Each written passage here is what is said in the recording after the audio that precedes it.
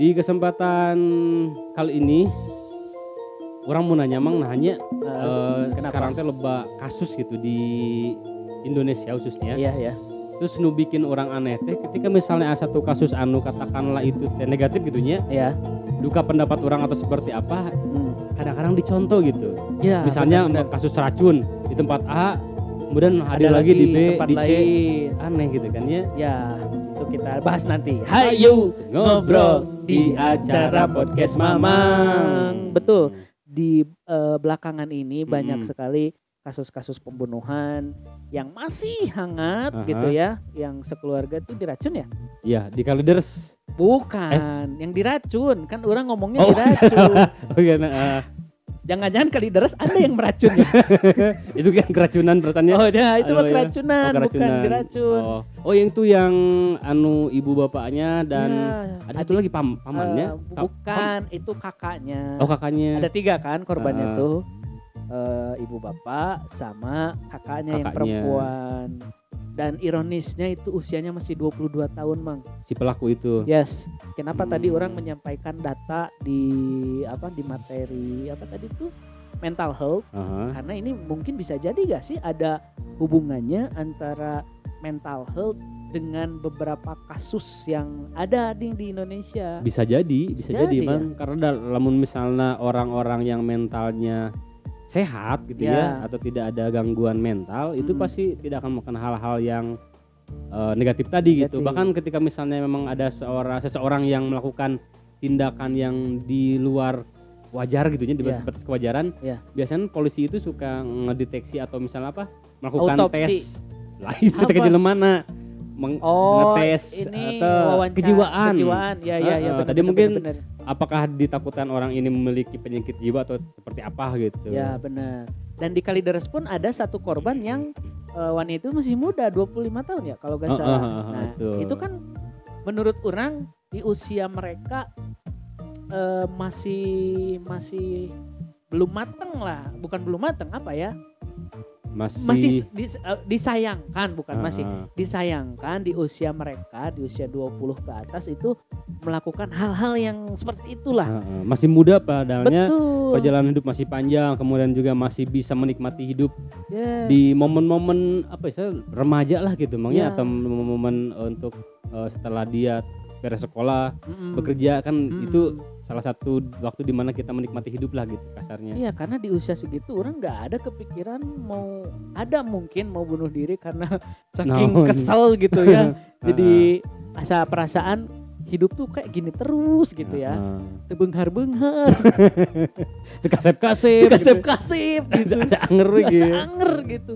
Tapi enggak sampai melakukan mah gitu. Mungkin ada selintas Mang.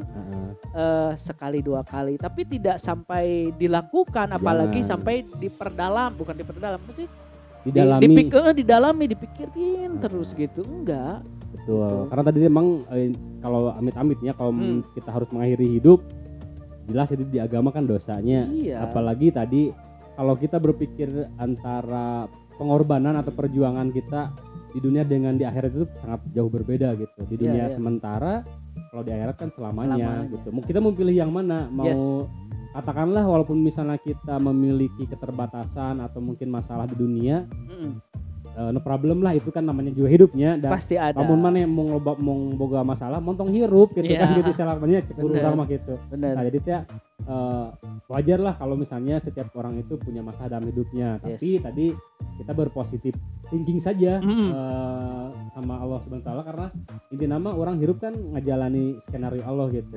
Ulah sekali-kali orang mengakhiri hidup apalagi itu dosa kan. Orang dengar guru ngaji orangnya misalnya orang bunuh diri itu arwah nate emang bakal istilahnya buntang gantung antara langit jeung bumi itu ditarima gitu. Jadi itu ternyata ditarima ku ieu misalnya kurangnya ngobrol ke dia. Terus dia pun di akhirat oke kan dia bakal masuk neraka gitu karena dia melawan kodrat Allah gitu, melawan takdir Allah. Iya, karena dengan mengakhiri bunuh diri bukan berarti masalah akhir selesai. dari segalanya. Betul, justru bikin masalah baru. Harus dipikirkan lagi gitu. Atau misalnya tadi membunuh seseorang amit-amitnya itu juga sama gitu. Nah, mungkin gak sih terjadinya beberapa kasus itu dengan satu penyebab adanya sifat impulsif, Mang. Bisa jadi. Karena yang orang tahu sifat dari impulsif ini tindakan atau perilaku yang tanpa berpikir panjang.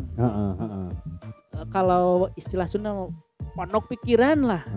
Kan? Asak-asak mikir. Gak terlalu mateng gitu di otaknya. Karena bisa jadi dengan kondisi entah itu di keluarganya atau kondisi psikologisnya seperti apa. Itu kan kita gak tahu ya. Emosi seseorang itu seperti naik turun atau kadang kala kalau kita melemparkan jokes di orang yang dalam kondisi emosionalnya kurang tepat, itu bisa jadi masalah gitu ya sebenarnya gitu. Bisa jadi amarah kan. Bisa jadi amarah karena orang yang impulsif itu kadang nih perilakunya itu atau gejala-gejalanya itu kalau misalkan ada kondisi yang tidak mengenakan menurut dia itu bisa langsung eksekusi gitulah istilahnya kasar gitu tanpa mikir panjang akibatnya resikonya gitu ya gitu. Iya benar gitu sih kalau menurut orang. Nah pentingnya menjaga kesehatan mental tuh itu jadi nyambung kan akhirnya di materi kemarin sebelumnya di materi mental health bagaimana kita memanage jiwa atau soul kita agar tetap waras agar tetap bisa terkontrol gitulah ya, baik itu dari segi pikiran, perasaan, tindakan juga gitu. Karena pada akhirnya tindakan itu berawal dari pikiran. Betul. Ya. Pikiran yang masuk ke perasaan dan jadi tindakan. Dipikir-pikir itu bisa jadi segitiga bermuda. Iya. Bahaya. Kalau misalnya tidak ada yang terputus di antara salah satu itu bisa bahaya bener, Mang. Iya. Karena kadang-kadang untuk hal sederhana gitu, ketika misalnya seorang akan melakukan hal yang negatif, pasti kan antara pikiran perasaan dan tindakan itu nyambung gitu.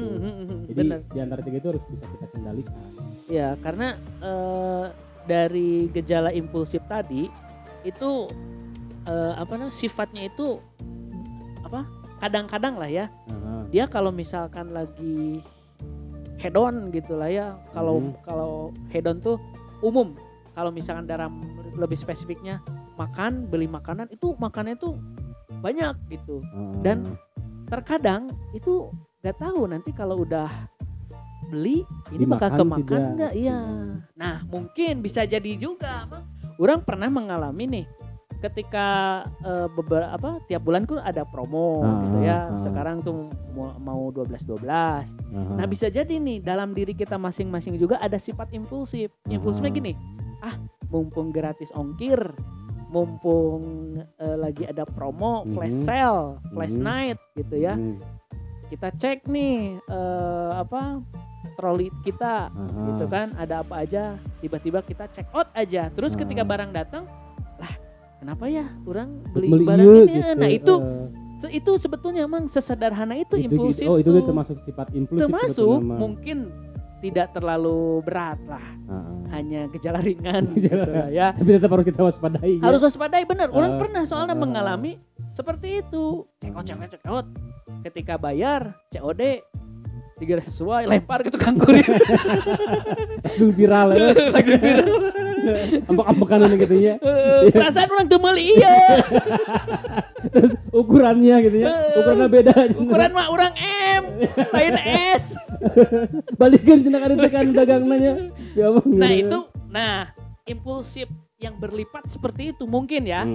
Yang gejala sederhananya adalah ketika membeli barang, terus kita tidak tahu kok ini kegunaannya seperti apa atau perlu nggak sih kita beli barang ini. Itu impulsif gejala sederhana. Mungkin gejala lebih beratnya lagi itu bisa marahin kurir, lempar barang. Nah, itu bahkan ngancem-ngancem di video kan maunya pakai golok atau apa gitu. Ngancem-ngancem. Udah viral beli materai gitu. Minta maaf biasa. Awalnya saya coba-coba memarahi kurir. Efeknya viral. Ternyata enak. Ingat kasih ibu itunya. Oh iya. Ada ambak-ambakan teh. Ulang lagi bah. Itu menjadi contoh kan buat orang itu. Orang kayak tadi ya harus bijak lah gitu, bisa mengontrol sifat orang.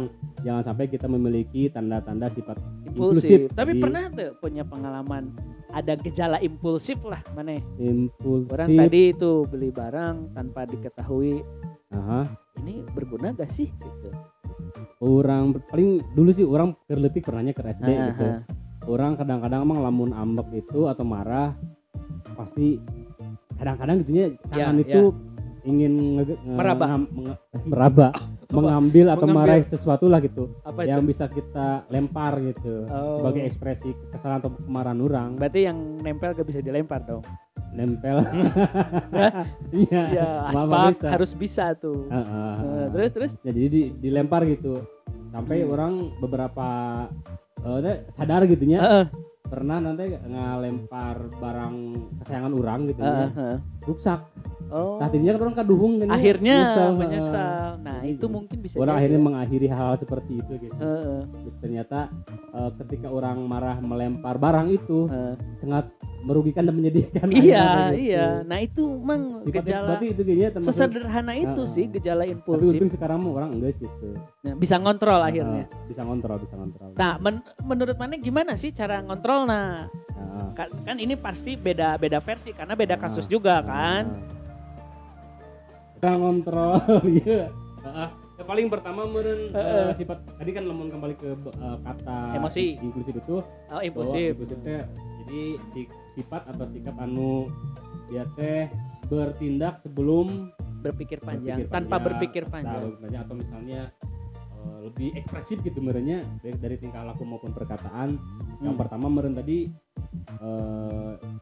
namanya lamun misalnya orang mau membeli sesuatu kata-kata seperti itu memang harus dipikirkan dulu gitu. Iya. Memang kita belajar untuk melatih pola pikir orang gitu sedewasa apa, sekritis apa gitu. Jangan sampai orang teh alah gitu nya tapi ingat segala sesuatu yang akan kita lakukan itu harus dipikir dulu, dianalisis. Memang sih tidak semua orang bisa seperti itu emangnya, tapi tentu bisa dilatih dari hal-hal kecil.